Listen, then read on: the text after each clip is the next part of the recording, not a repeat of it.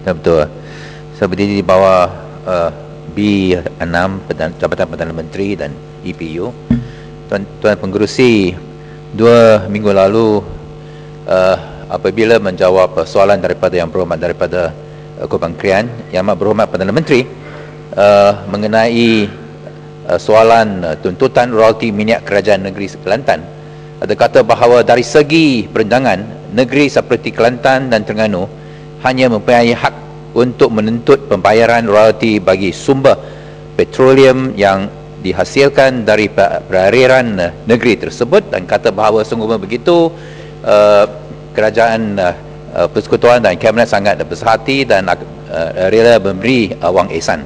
Isu pertama ialah kenapa di bawah Petroleum Development Act kerajaan persekutuan ada dah tukar pendirian mengenai hak kerajaan negeri Kelantan dan Terengganu untuk mendapat wang royalti daripada dan dikeluarkan perairan sama ada onshore offshore. Ini oleh kerana 25 tahun dahulu, 24 tahun dahulu saya ada kemukakan satu soalan di Dewan Yang Mulia ini, dan inilah Hansat 12 hari bulan November 1975, di mana saya ada tanya, Tuan Lim Kit Siang minta Perdana Menteri menyatakan sama ada semua negeri di Semenanjung Malaysia, Sarawak dan Sabah telah menandatangani perjanjian dengan Petronas untuk mencari gali minyak di sepanjang pantai, dan sama ada perjanjian tersebut mengandungi apa-apa syarat dan kepentingan bersama. Nyatakan juga keuntungan bersama yang diterima di setiap-tiap negeri, dan jawapan yang berkenaan ialah Perdana Menteri, semua negeri di Malaysia melainkan Sabah dan Selangor telah menandatangani perjanjian dengan Petronas sebagaimana yang dikehendaki oleh Akta Kemajuan Petroleum 1974. Saya diberitahu kerajaan negeri Selangor pun telah bersetuju menandatangani perjanjian ini. Mengikut perjanjian itu, tiap-tiap negeri akan menerima 5% daripada nilai petroleum yang dijumpai dan diperolehi di negeri masing-masing, sama ada yang diperolehi dalam kawasan perairan atau di luar perairan, onshore or offshore negeri tersebut, yang dijual oleh Petronas ataupun agensi-agensi ataupun kontraktor-kontraktor ini.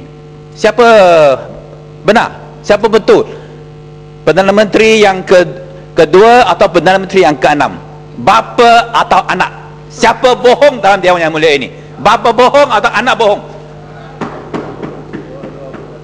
Ini kenapa satu Petroleum Development Act adalah dua interpretasi, dan saya harap bahawa kita adalah jangan anak tirikan rakyat negeri Kelantan, rakyat negeri Terengganu oleh kerana politik. Siapa mempolitikkan?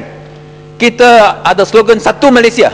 Mana ada satu Malaysia kalau interpretasi undang-undang ikut fahaman politik?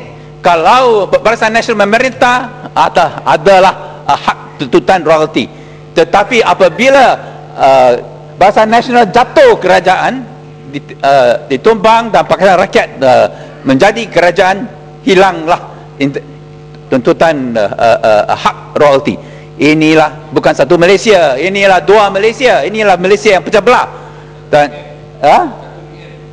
satu BN. Dan saya harap bahawa dalam perkara ini kita boleh konsistensi dalam perkara ini, bahawa satu interpretasi yang betul, yang benar, yang di mana Yang Berhormat daripada Gua Musang yang menjadi arkitek Petroleum Development Act itu oleh kerana masa itu pengerusi Petronas, dan dia pun ada melahirkan pendiriannya bahawa semua negeri-negeri adalah hak untuk mendapat tuntutan oil royalty sama ada onshore, offshore, dan saya harap bahawa dalam perkara ini sekurang-kurangnya 2 bilion ringgit yang patut dibayar kepada rakyat dan kerajaan negeri Kelantan bukan wang ihsan, hak mereka, hak rakyat dan negeri Kelantan. Dan saya harap bahawa kabinet boleh bersyarat dengan serta-merta dan ambil tindakan untuk kembalikan keadilan kepada rakyat dan kerajaan negeri Kelantan dalam hal ini. Minta laluan sikit boleh ke? Ya. Kelantan. Yang Hormat, Ibu Timur kita dah hadkan masa Yang Hormat ya. Sikit saja. Pendek. 2 minit sikit. Kalau Terima tak nak kasih. berucap tak apa Yang Hormat. Terima kasih Yang Berhormat. Terima kasih Yang Berhormat. Saya ingin daripada penjelasan yang dibuat oleh Ibu Timur, jelas kepada kita bagaimana Perdana Menteri telah menyelewengkan fakta yang saya rasa ini sangat memalukan, apalagi kami daripada rakyat Kelantan. Apa yang saya nak minta pandangan Yang Berhormat ialah daripada pemberian yang disebut itu 5%, apa pandangan Berhormat sekiranya seharusnya negeri yang mengeluarkan minyak termasuk Sabah, Sarawak, Terengganu, Kelantan bukan diberi 5%, kalau boleh rakyat ini diberi 50%. Apa pandangan Yang Berhormat? Itulah pendirian Pakatan Rakyat bahawa patutlah bukan 5% sahaja oil royalty, patut dinaikkan 10%, 20%, tapi dalam perkara ini apa yang dituntut oleh kerajaan negeri Kelantan patutlah selesai.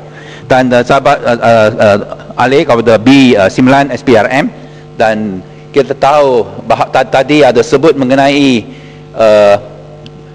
seruan oleh panel SPRM untuk kaji semula mengapa tidak ada tindakan diambil terhadap kes videotape skandal Lingam videotape.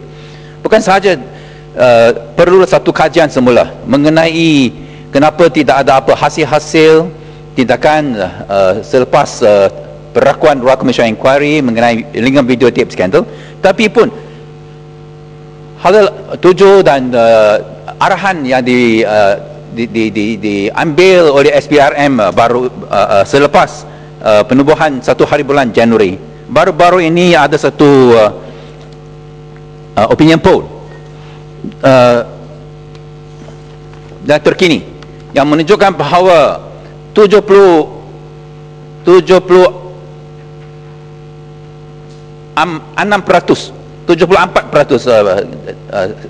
dengan izin 74% rakyat adalah di poll tidak puas hati dengan cara kerajaan atau SPRM mengenai isu korupsi dan abuse of power. Inilah poll yang terkini yang dengan izin, among those surveyed, a very high percentage, 74% were dissatisfied with the government's handling of graft.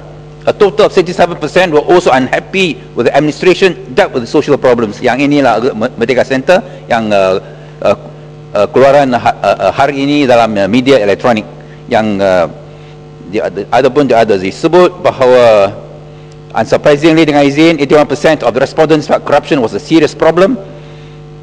Of the 42% who could, some 42% cited the Port Klang Free Zone scandal mengenai contoh-contoh corruption. This was followed by corruption among politicians, 12%, allegations about former Selangor Menteri Besar, K. Toyo, 8%, Teo Beng Hock, MACC, 7%, money politics and UMNO, 6%. Apabila Dewan Yang Mulia ini menubuhkan SPRM untuk menggantikan BPR, itulah dengan satu tujuan supaya mengisytiharkan perang terhadap rasuah. Tetapi ada apa berlaku dalam 10 bulan ini? SPRM tidak mengisytiharkan perang terhadap rasuah, tetapi mengisytiharkan perang terhadap Pakatan Rakyat. Ini menjadi alat catch paw Barisan Nasional dan UMNO. Dan panel SPRM perlulah mengadakan satu mesyuarat tergempar untuk kaji adakah ini tujuan kita menubuhkan SPRM. Contoh-contoh yang ada disebut dalam itu opinion poll itu bukan sahaja tunjuk kejatuhan keyakinan orang ramai terhadap SPRM, tetapi kita banding dengan apa yang berlaku dalam Indonesia adalah di mana Presiden Susilo ada mengisytiharkan bahawa dalam 100 hari pertama pentadbiran yang kedua beliau, dia akan lawan dengan sekeras-kerasnya menghapuskan legal mafia, satu komplot pegawai-pegawai tinggi dalam polis, dalam Jabatan Peguam Negara untuk membela, untuk memberi perlindungan kepada mereka yang korup, mereka yang menyalahguna kuasa. Dan kita lihat apa yang berlaku dalam Indonesia, di mana adalah public campaign untuk menyokong KPK, Komisen Pembentasan Rasuah, oleh kerana pegawai-pegawai KPK adalah ditarget oleh pihak polis dan pihak Jabatan Pegawai Negara untuk sabotage kempen mereka. Dan apa yang KPK 100% conviction rate, ikan you ditangkap, didakwa, dipenjarakan, tetapi dalam Malaysia SPRM 11 bulan, apa conviction rate terhadap ikan you? Kosong langsung, zero conviction rate. Itu banding terbesar KPK di Indonesia. Sekurang kalau ada public campaign di Malaysia mengenai